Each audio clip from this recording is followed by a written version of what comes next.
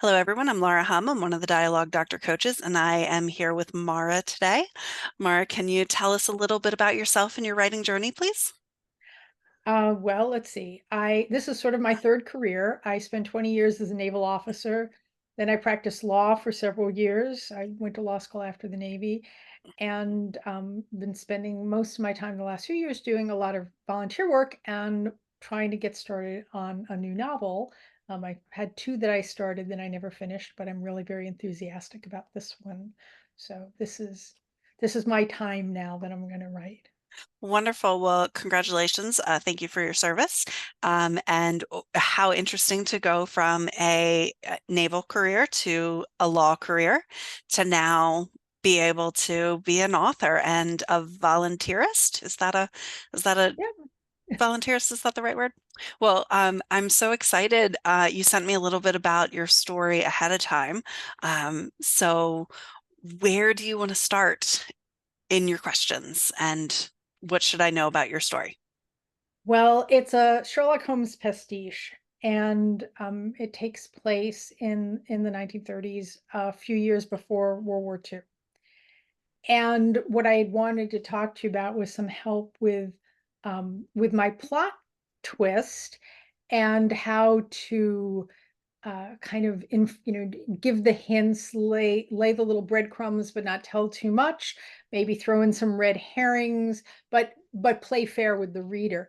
And so Sherlock Holmes is sent out into the Central Pacific Islands to look for some uh, documents. His brother Mycroft, who's with the Foreign Office, has him go out to try and find these documents that are very crucial to national security for the British and supposedly have something to do with the Japanese activities, because they're building up their military in the Pacific at this time.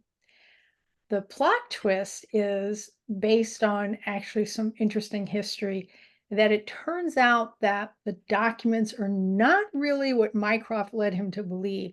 They actually have to do with the Duke of Windsor, Duke and Duchess of Windsor's involvement with the Nazis, because the former King Edward and Wallace Simpson was known to have Nazi sympathies and later actually went to Berchtesgaden and met with Hitler. So this, of course, would be terribly embarrassing to the British government if it were to come out, and it would be very bad for British morale that the Mm, former king, and brother of the current king and son of the previous king, was involved, was dealing with the Nazis. So as he travels out there with an American naval intelligence officer, who speaks Japanese, so he knows that he can help him with that on his journey through the Pacific and those islands. So that was my question: I like the plot twist, and I've done a lot of research. hmm And as they travel, they make these many stops. It's called the kangaroo route, how you get from London out to Australia and around there. So they're going to make all these many stops along the way through Europe and the Middle East and then on to Asia. The things that will happen to them, obviously a lot of adventures. hmm Um, but I'm trying to work out how to put those little hints, so the you want the plot twist to be a surprise, hmm but you don't want to go, well, that's, you know, how were we supposed to know? That's not fair. You threw something in here and we had no way of knowing. So hmm um what I've been thinking about doing and just kind of playing with this is looking for things that could mean one thing and make sense in what they're doing, could be explained by what they think they're doing, but also when you look back, go, oh wait, it could also have meant that. But that's not that easy to come up with. But anyway, so that's kind of, I haven't worked with this sort of plot twist in anything I've tried to write before. So that's what I was looking for help, how to do that, how to sprinkle those little Easter eggs, but not give too much, and how to balance that. Excellent, excellent. Well, thank you for sharing the story. And I actually did not know anything about the Duke and Duchess of Windsor before learning about your story. So I did a nice little wiki review just so that I knew what I was talking about when we were talking to each other. And I had no idea that they had Nazi sympathies, and that information absolutely could have like turned the entire tide of the war with morale and the ability. And of course, the Nazis would have exploited that to their advantage in every which way. And so things could have very well turned out differently. So I definitely think that it's a very interesting surprise to include in your story. What I wanted to spend a few minutes on is kind of understanding if this is a plot twist or if it's a surprise reveal. And here's the difference. In a plot twist, you're going about looking at one thing, and when you receive new information, it changes the entire rest of the story. So you are chasing one villain. It's revealed that that villain is innocent, and there's another villain. Changes the story because right before capture, now you get all this new information and you have to go a different direction and you actually have to redo the case or the chase.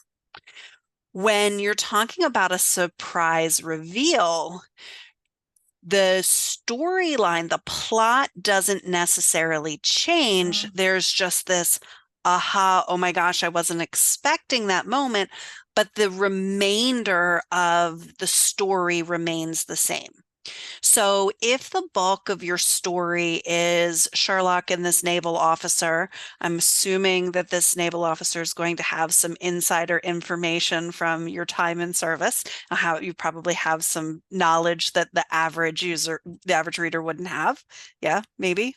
Yeah, and I've done a lot of research into it, and I spent time in naval intelligence. So and my husband has a marvelous, who is a naval intelligence officer, has a marvelous library that I've done a lot of research in. Yes, so I, Wonderful. That's great. I love that you'll be able to bring the realism and really breathe life into that character and into the journey. That's always going to be wonderful. So, if they're going on this great journey and the story is really about their journey to gather these items, but once they gather them, they're still returning to England to return them to Mycroft in the same way that they were planning to collect them and return them to Mycroft, then it's not really a plot twist, it's a okay, surprise ending. Not that that really makes a difference, but the reason that I wanted to make the distinguishing moment is because it can change how much you need to reveal. How many red herrings do you need? Because the red herrings are great when you're doing a mystery and you want misdirection. You want people looking over here while your villain's over there doing whatever they're supposed to be doing. But in this case, if it's more of a, oh my gosh, I didn't know these things existed. Oh, what happens if these documents fell into the wrong hands? But now we have Sherlock and this naval officer having them safe, and they're going to protect them and they're going to get them back to Mycroft, who we know and trust. Then really the mission itself doesn't change. It's just this big, oh my gosh, I can't believe that somebody in the royal family could be a Nazi sympathizer. What do you think about that distinction? yeah, I guess it is more of a reveal. And it's interesting because all the pieces tie in with historical fact. As I said, there, because after the war, it was actually an American officer who found it, but there were a couple of two or three different castles in Germany where the Nazis had stored a bunch of documents. And it's believed that some of those, the British insisted that some of those never be released publicly when a lot of them were put out available to researchers. And it's long been suspected that the documents had to do with the Duke and Duchess of Windsor being more involved with the Nazis. And so that plays Mm, actually into that. But I guess it doesn't really change. It explains why certain people are trying to kill them along the way, and why their rooms would be rifled, different things. hmm But I guess in the end, they're still looking for important documents, Hmm. and the rest of the story and the voyage would be the same. So I guess it's a reveal. I guess it isn't really a plot twist. Yeah, and so now that you are kind of thinking about it in that way, as you're thinking about the details of the plot, you don't have to worry so much about playing fair with the reader. So, and I love that as a mystery author, you're thinking about playing fair with the reader. It's been a really, really long time since I read Agatha Christie, but one of the reasons why I was never excited to read Agatha Christie is because I never felt like she played fair with the reader. I never thought that her clues were something that the average person, the average reader could like figure out. And the one that I'm thinking about is the one where they're in the hotel and there are 10 of them and somebody dies like in each scene. Um, and then there was one, maybe, I don't know. Somebody will know. Oh, and then there were none. And then, Oh, yeah, yeah. So yeah. I didn't like, I don't know how anybody could have figured out that the killer was the killer. Um, so like I always appreciate when an author is thinking about the reader's experience because a lot of readers read mystery so that they can try to figure out what's going to happen, how we're going to solve this, who is the villain of the story in the earlier scenes. So I really love that you're giving that a lot of thought.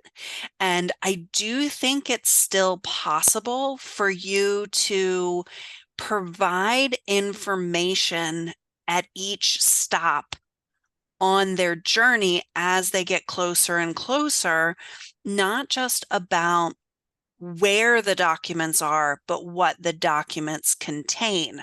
So that when you get to the reveal, we're still surprised, but at the same time, the weight of the importance of these documents and what's in it really leaves us with that, oh my gosh, if they hadn't gotten them, because if some of these other people who had been chasing them and trying to kill them and searching their rooms had gotten a hold of them, what would have done with them? So like that's where I think the weight of your reveal comes in, not so much in the plot twist, but in the what would the world have been like if these Yeah, documents fell into the wrong hands? that makes sense. Yeah. Yeah. And I don't know as much about Holmes as I feel like I probably should. But I do feel like that's kind of where Holmes's sweet spot was. It was always like solving big mysteries that if they had continued, what would society be like? It wasn't just like, who stole Mrs. So and so down the street's tea set. It was there's a serial killer on the loose and nobody can figure out who it is, or there's this, maniac who's out terrorizing people and right like so the weight of those stories I think if you're paying an homage um, uh, to Arthur Conan Doyle, then using like the weight of the story kind of mirrors what he does in his stories. And I've gone back and read well, I've read all of them again, and also watched the Jeremy Brett Granada productions, which are very, very true to the original stories for the most part. I'm You can tell you have to love Sherlock Holmes to even, it's very intimidating to write a pastiche because you have to be, Yes. people will be looking for everything. And so there are little things in it that that refer back because it's all in the public domain now. Mm-hmm. Copyright law, and so that refer back to little things. But the Bruce Partington plans is one where the submarine plans are stolen. There's one, the naval treaty. There's the second stain. There are some that involve um, national security, and the Mm-hmm. prime minister comes to see him, or the foreign minister. And then there's one of the latest stories is the Last Bow, and that's where he captures a German spy right before the beginning of World War I, and they've been feeding. They he knew about the spy, so he went undercover basically, and he was feeding him false information. Mm, So I've I've tried to go back and ground myself in those because that's the right feel for when he did that kind of work as opposed mm-hmm, to the Moriarty criminal, the more traditional criminal work where, mm-hmm. murders and things. So I there's a nice foundation that Arthur Conan Doyle laid for something like this. And so yeah, it's Fantastic. Well, and I definitely think that the research that you've done is going to set you up in a really good way to be able to write this story. Now, as far as kind of how the story is going to unfold, often when we have one problem to solve, we can create the storyline in a couple of different ways. We can make the storyline be there is the thing that I need to achieve, and I have to go through a gauntlet to get to it. Every place I stop, there's a new obstacle in my way. I need to get passage, but nobody can know I'm going. I need to um, get information about something, right? Like there's something blocking me from moving forward, but ultimately I know where I'm going. The other way is there's this thing out there. I don't know where it is, but I know what it is. And I have to figure out a different puzzle every time. My favorite example of this is National Treasure with Nicolas Cage, right? They know that there's a map on the back of the Declaration of Independence. Then they have to go to Boston, and then they have to go to a church, and then they have to go through the tunnels, and then they have to, right? Like, but they don't really know where the journey is going to take them. The first example where they know where they're going, but they keep having to deal and overcome with adverse circumstances is more like the early version of The Mummy with Brendan Fraser and Rachel Weisz. I don't know if that's a good my example. husband's a big fan of the Mummy thing, so I've seen them when he's been Okay. watching. Yeah. Okay, so they know that they're going to Hamunaptra, but in order to get there, they have to first get on the train, and then the train drops them somewhere, and then there's something in their way, and then they have to get somewhere else, and then the I can't even remember their names now. They have to deal with the Americans. And then after they get there, then the people who are protecting it try to scare them off. And like there's step after step after step before they even get into the tomb. But they know where they're going. They know what they're looking for. It's just they have to deal with all of these battles along the way.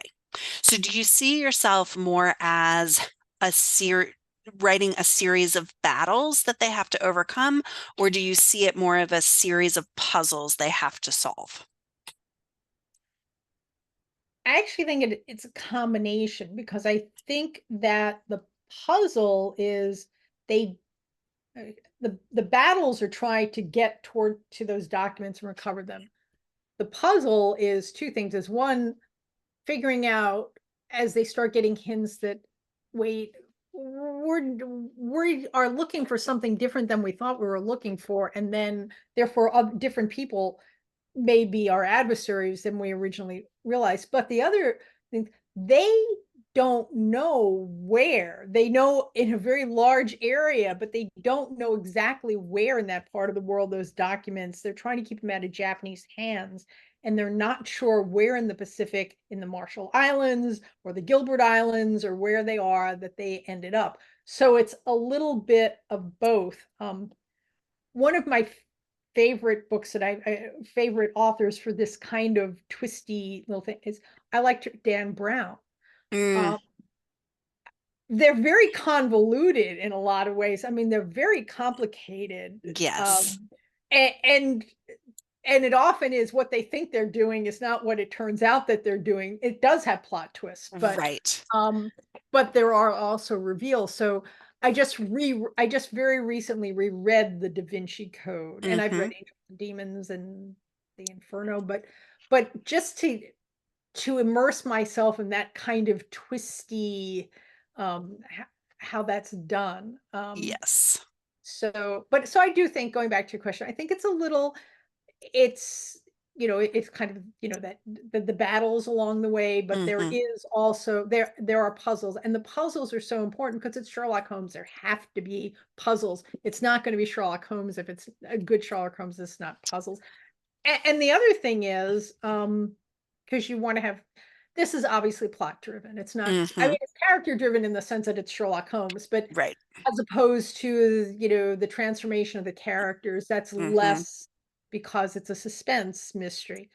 But Sherlock Holmes is in his 80s. He's pulled out of retirement to do this. He's been Mm, keeping bees in Sussex. He's not, this is his last case, and he wasn't planning on doing another case, and he worries about his legacy. And I think, and the officer who's with him is a naval officer who happens to be assigned in intelligence, because they didn't have full-time intel officers then. But hmm. and he's been through the Japanese language training program, which was a thing then. Hmm.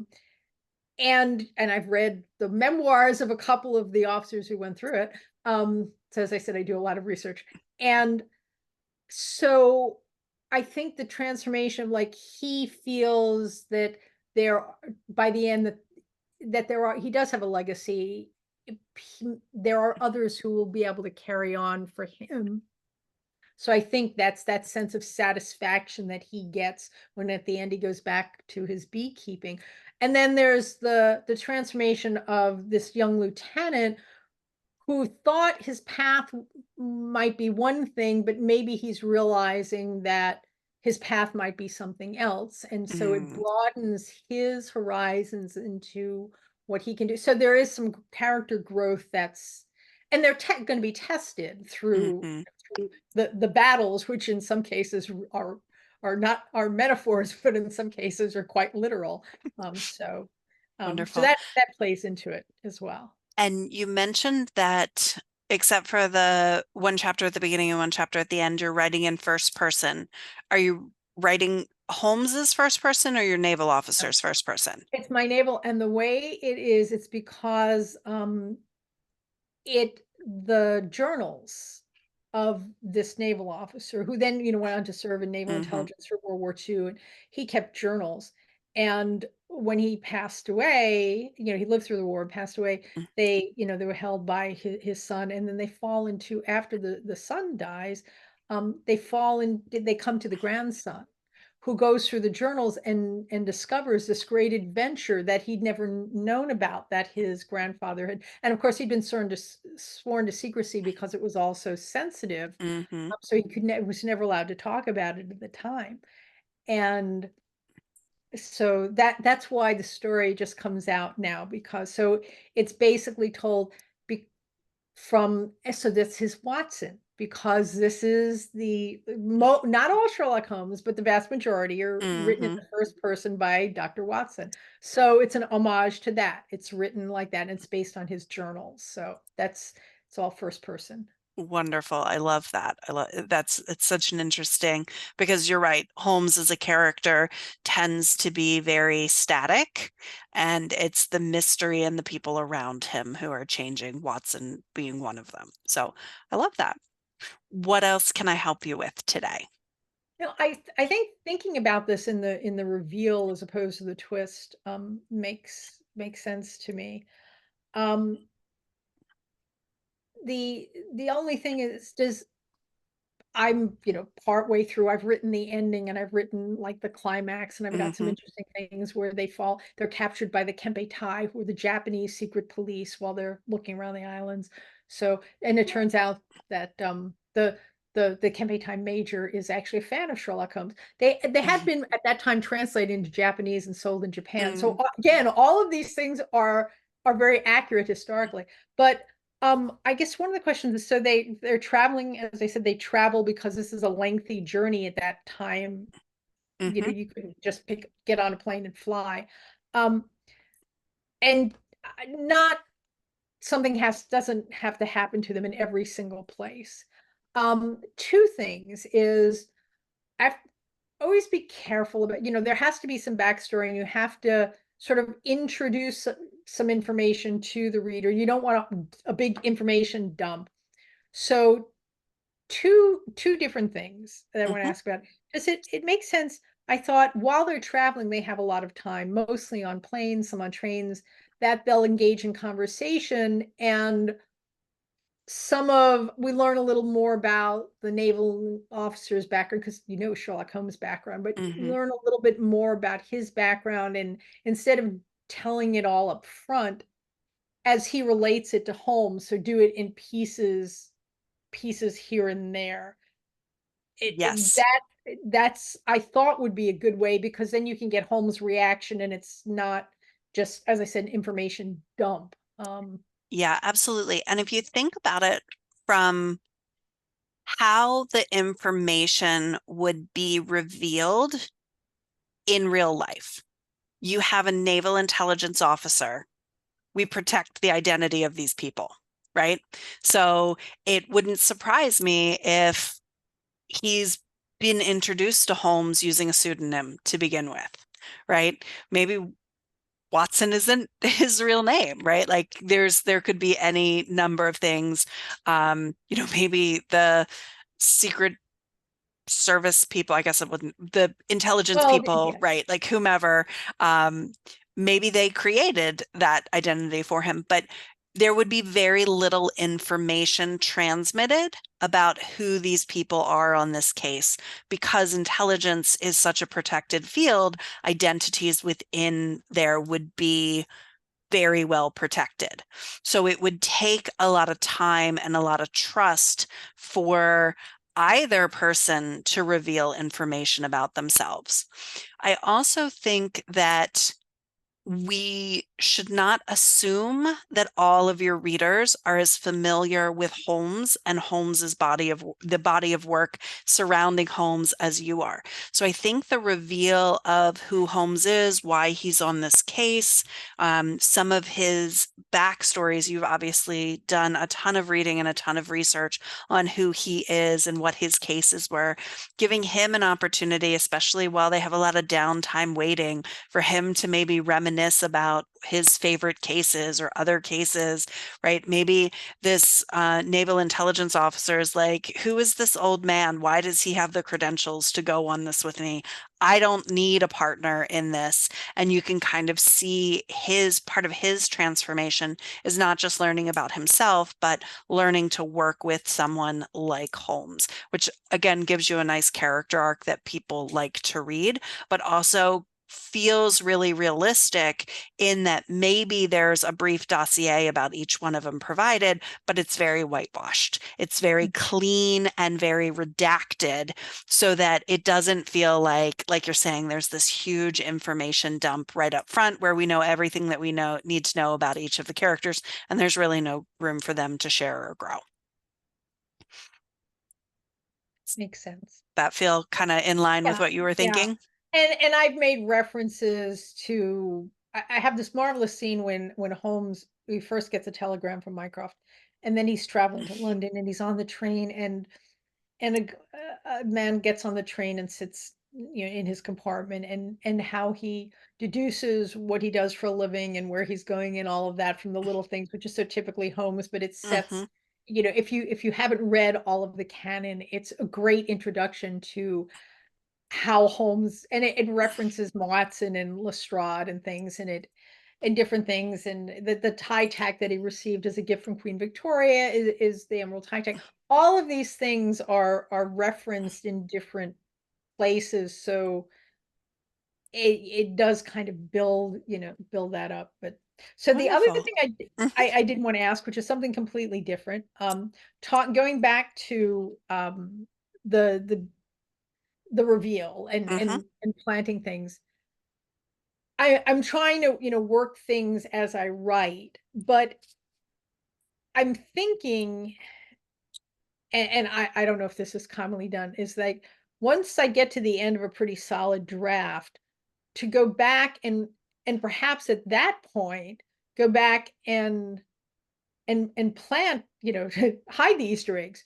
Go back, and when I get there and then realize, okay, what sorts of things should have happened when, and then go back and overlay that is that a reasonable way to do that? Because it may be more obvious when I get to the end w how to get it's working backwards, I realize, but in a mystery, you frequently have to do that. Absolutely. I There is traditionally in writing communities this idea that we have plotters who lay out every detail of their story before they begin writing, and then pantsers who have an idea of their story and write their story and figure out their plot as they go along. I personally am a believer, and I know many, many dialoguers fall into this category of we all have elements of plotters and we all have elements of pantsers, and our story dictates which kind of writer we're going to be at the time. And I think this is especially important for mystery writers because, especially ones where the characters themselves become so vibrant, they are gonna take you on a little bit different journey than you have planned. So I definitely think that going back and doing a read start to finish to figure out, do I have all the information? Um, do all of my mini puzzles, do all of my battles, do they all make sense when and where they're happening? Because sometimes when we're thinking about a mystery, we know that in chapter 45 of a 50 chapter book, they need one key crucial piece of information to unlock the key to everything. So we're planting the seed for that in chapter 5, but it doesn't make sense for them to have that information in chapter 5 and to be wondering about that mystery the whole time when they could just reveal it in chapter 45. So, on the other hand, the fact that they're looking for something in chapter 45 has to be revealed at some point in the story. So maybe chapter 5 is the right place to reveal it, maybe not. Maybe we need three pieces of information before that gets revealed, or maybe we have to know that they're being chased by villains early on before they know that they have to protect themselves in a certain way or protect the information. Maybe they think they're going, I don't know, on a mission for secret documents that nobody knows about, and they think it's just going to be, oh, we're sending Sherlock Holmes along because there are a couple of mysteries to be solved about where it is. But then all of a sudden, we're finding out that other people are after this information, and now other people are after them. And that can be a reveal as your story goes to keep the suspense part of the mystery going for you. Absolutely, going back to the beginning and doing a read to fill in those holes is really, really important. I love that you're already thinking that through. Okay. Then and I am I think like you a combination of a plotter and a pantser. I'm terrible because I constantly edit as I write, probably more than I should. No That's worries. just how I am. But I have laid out sort of a, a basic outline Mm-hmm. because I had to write the end because you Mm-hmm. have to know where you're going in a mystery. I don't think you can write without knowing your ending. But so I've sort of laid out based on the travels, like, okay, I have a timeline. This Mm-hmm. is where they're going to be here. And then, well, what was going on in this area here? So maybe this could happen to them, and maybe this could happen to them here, and this could happen to them there. So I have sort of a an outline. It's not Mm-hmm. heavily detailed, but it gives me a bit of a literal roadmap in this case. But that I can follow to so I can get from here, and I not only know where, but I know when they're gonna get to because Mm-hmm. of the travel time. So, that helps me. It gives me, a guidepost to go along, but it still lets me, as you said, let the characters maybe something interesting happens that, the characters, you know, something, they meet someone interesting, Mm-hmm. and something weird happens or something, they learn something about themselves if in that. Mm-hmm. So it's kind of fun, I once read that Gene Roddenberry said he would have conversations with Spock, after he created the character. And Spock, by the way, was inspired by Sherlock Holmes as well to some Mm, degree. mm, But he would have conversations with him, and that's how he would like build the character and build things. He would actually converse with him, which I just thought was so cool. He yeah. would, um, Um, I love kind of what you're saying about having a map and knowing each place they're going to visit. One thing that I would recommend is making sure that there is a place in the story or a couple of places in the story where there's failure and backtracking.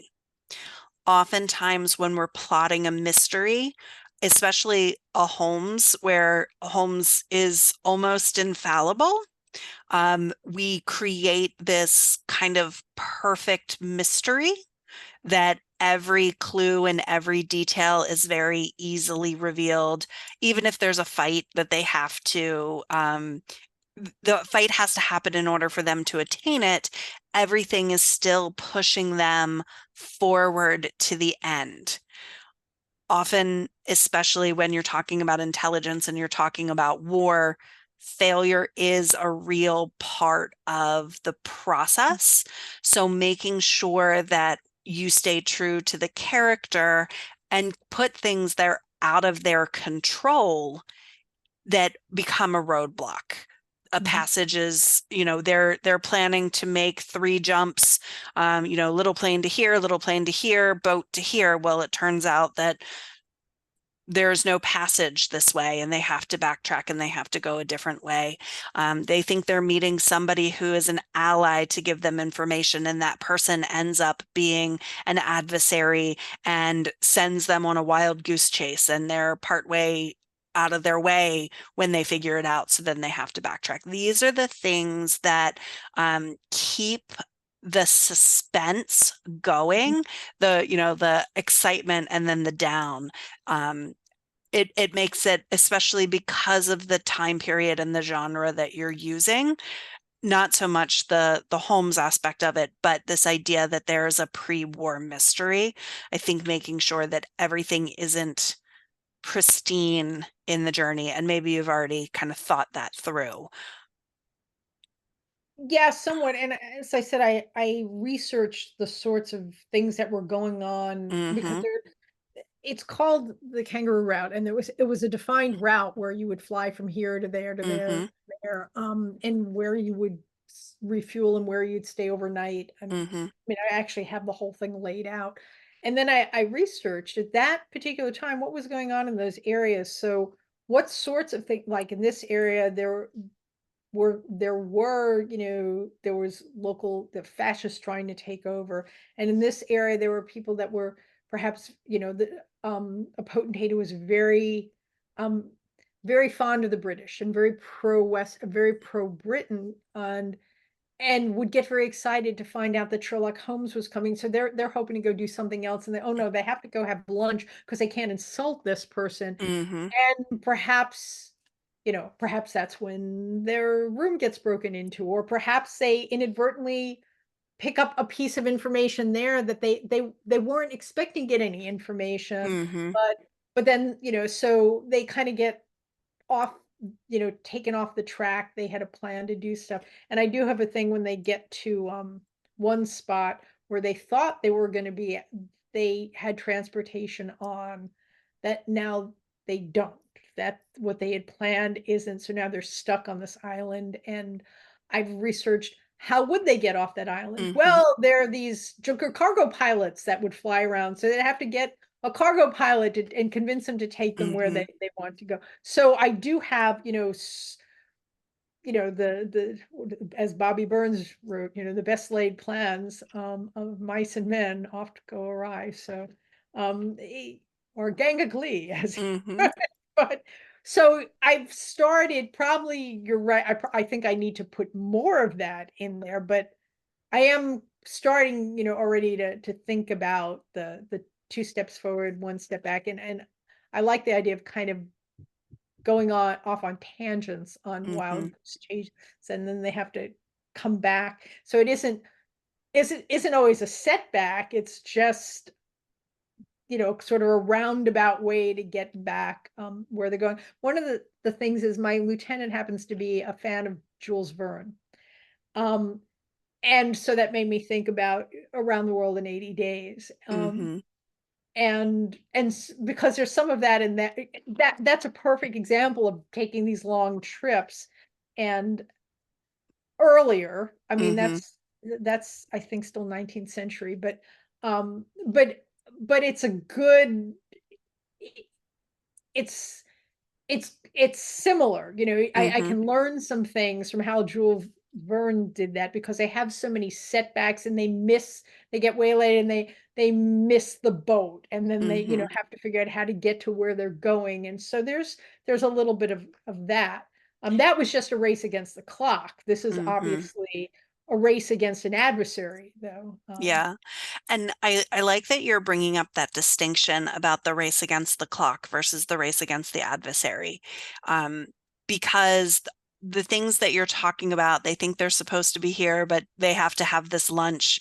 They get some information that they weren't expecting. They're supposed to be on this boat and that boat isn't available, so they have to convince somebody to fly. Like all of those are very time-bound setbacks but when you have an adversary actively acting against you, there's going to have to be some battle and some backtracking and some actual failure that, okay, this isn't working. We have to go back to the plans. We have to. And I love that you said that you did the research on the route and how they would have gotten out of places and what happens if they are taken literally to the wrong place, or what happens if they have to fight somebody who is right, maybe they come back to their room and they don't just find that their room is being rifled through, but they actually go into the room and they catch someone rifling through it, and then there has to be a combat of some kind. I know some of the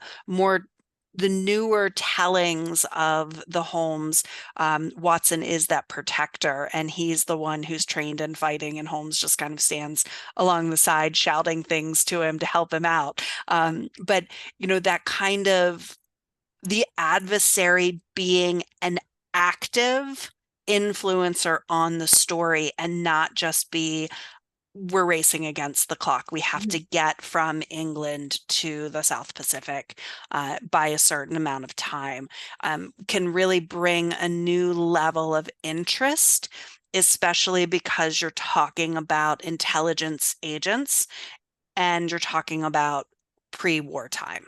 The combination of those things, your readers may demand is the wrong word, but may really desire to have that kind of success and failure and wins and losses other than just the around the world in 80 days. Oh, are we Right. going to do it? Oh, we missed this connection. Oh no, now we're down to however many days, right? Like there is a suspense in that, but it feels very different than we're being thwarted by the enemies. There's this real like tangible failure as a potential, keeps the story a little bit more interesting, because that's one of the things about Holmes' stories is he always wins in the end, right? Like he's going to find what he's looking for. He's going to solve whatever mystery it is. So making sure that there is the potential for not, oh, he's not going to be able to think his way out of this, but oh, how is he going to think his way out of it? So the twists and the suspense pieces that you're bringing from your voice and your authorship and your research and your knowledge is coming from a place that other writers who are writing similar genre of Holmes aren't going to be able to bring to the table. And I think your research really sets you up to do that really nicely. I hope so. So, yeah. I've spent a lot of time researching. I've gone down more than one rabbit hole, but it's been an education. I've had a lot of fun researching this. I've learned a lot about a lot of things. Wonderful. Sometimes I think those rabbit holes, when once you get down there, they like the stories reveal themselves the best with the small pieces of information that are like spark an idea that can be like then connected to something that you learned in a different place. So I'm really excited to hear this, how the story turns out for you. Well, I'm working on it. I'm working on it. So, and this has been very helpful. It kind of makes me think about, different things, different aspects, that maybe I hadn't been thinking about before, or I had, but oh wait, I can do this, but then I need to do this. Hmm. So I think it's kind of opened my eyes and broadened my idea of how to approach this. It's been Wonderful. I very am good. glad to hear that. Any other questions I can answer for you before we wrap up? No, I it's been a lot of fun. It's been very helpful. I've enjoyed this. Very helpful. Me too. Me too. Thanks again. Well, I'm going thank to you. turn the recording off.